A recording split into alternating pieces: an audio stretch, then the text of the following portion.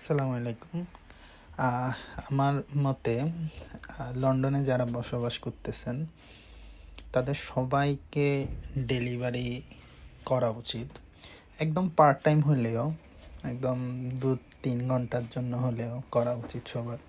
কারণ এটা আপনার বাড়তি ইনকাম দিবে যদি আপনার সময় থাকে, এবং অনেক টাকা পাওয়া যাবে এটা থেকে।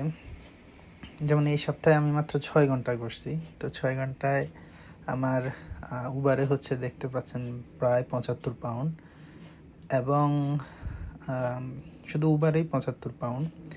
এবং এই 6 ঘন্টায় উবারের পাশাপাশি আমি ডেলিভারও করছি, অন্যান্য অ্যাপস করছি।